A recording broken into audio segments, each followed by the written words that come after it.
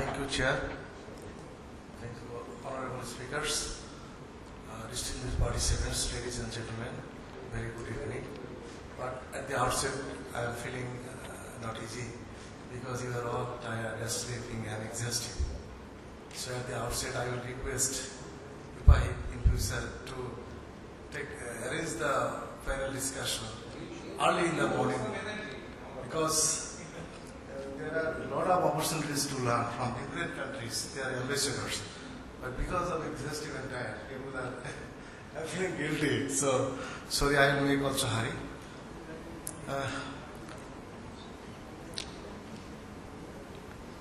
Just I will try to give you a in very few words, Bangladesh power sector, what is happening there, what is the opportunities, what is the problems, etc. This is at a glance. Right now, installed capacity 10,341 megawatt. But the point is very important that the Bangladesh is an independent country. It became independent in 1971. 1971 to 2008, the installed generation capacity was about 5,000 megawatt. 2009 till today, just doubled. So this is a great achievement in Bangladesh under the leadership of the present government.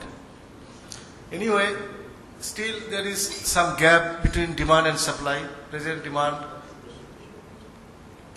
7,500 megawatt, but during the hot summer and irrigation, another extra demand is added, that is maybe 8,000 megawatt. But so on average generation, 6,000. So always there is a gap.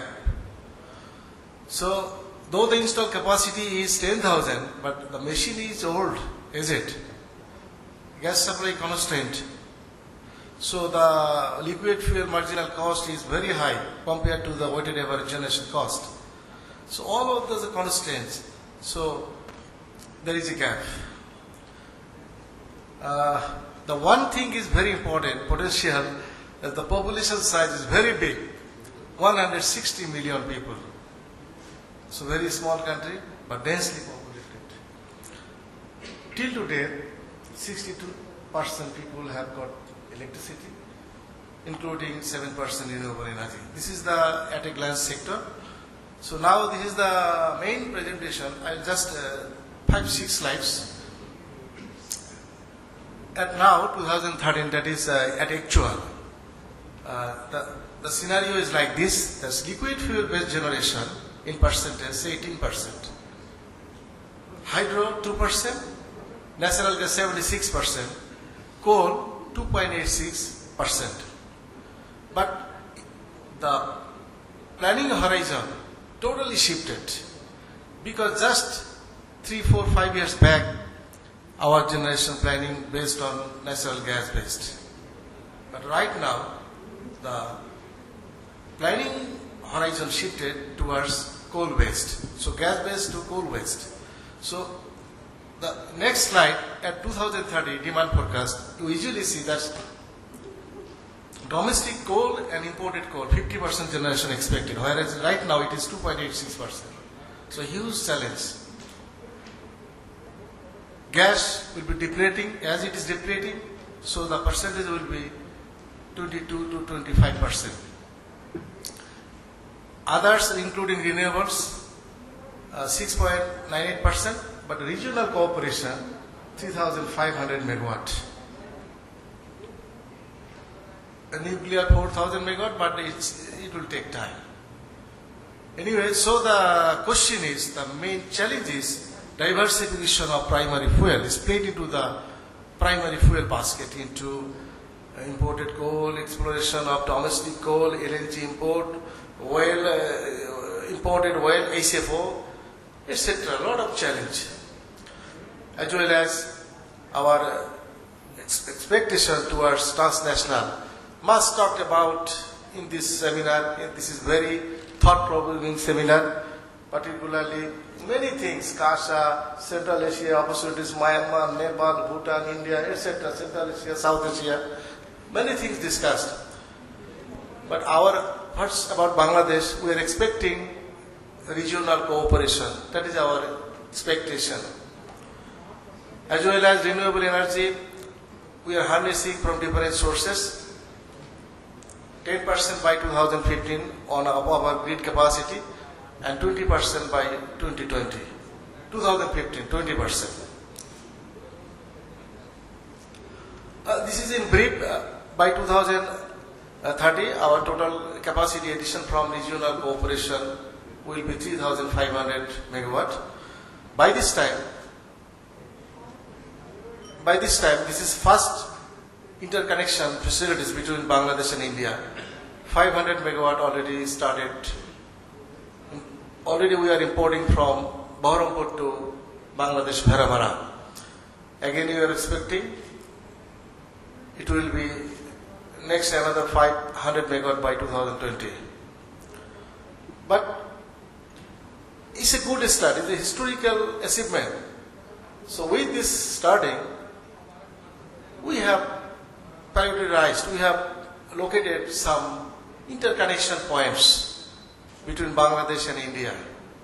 But the important thing is this point may be utilized if we can import power or export-import from Nepal and Bhutan.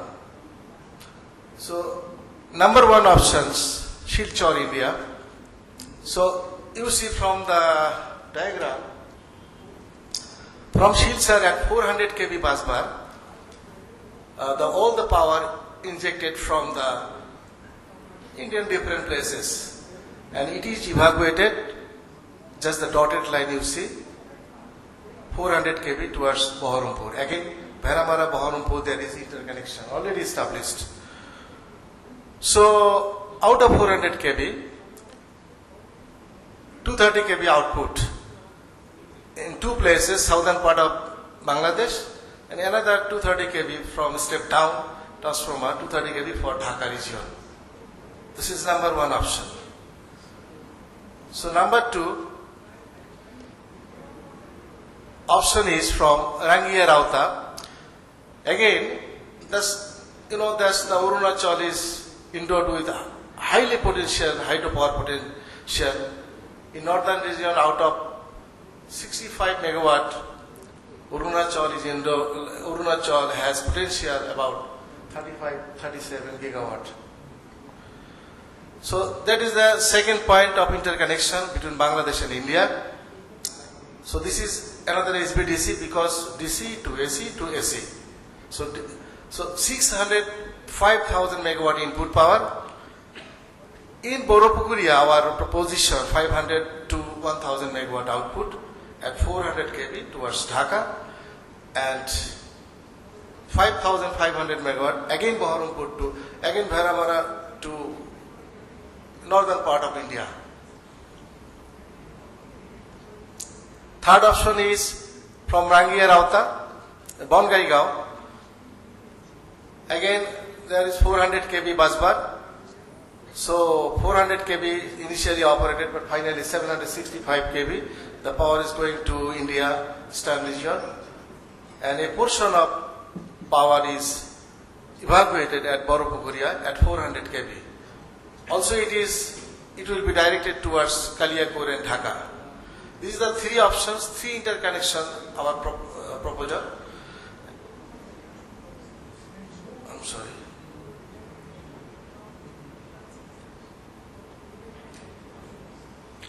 So advantages, it is not necessary to elaborate that Bangladesh tremendously benefited from fast interconnection, particularly the southern grid connection, the voltage stabilizations, the grid RAM, the oscillation reduced, the irrigation problem solved, also the high cost generation because the liquid fuel based generation may say 20 cents, whereas the weighted average 8 to 10 cents. So the cost of power is reduced. So second point is equitable utilization of regional resources. Must talk about in this seminar that that you have potential. So question of sharing.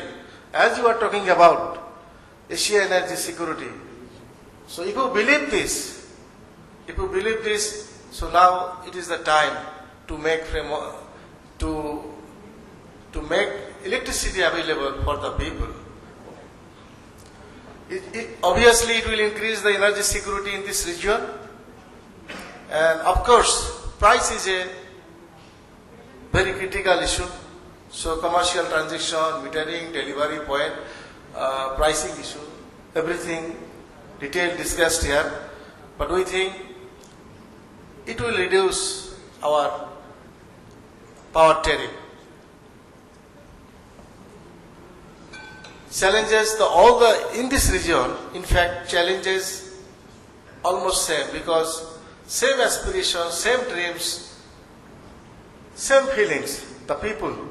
So, the long-term hydropower obviously is a challenge because of environmental clearance, the forest clearance, the resettlement of the tribes, compensation, etc. And also the regulatory matters is a challenge. Now you are talking about harmonization. So I will request also the SARC, the BIMSTEC is pending issue, the SASEC, there are a lot of issues. Just having back the question of regulatory. So regulatory question is a very important. This is last slide. Thank you. Thank you for patient hearing. Thank you.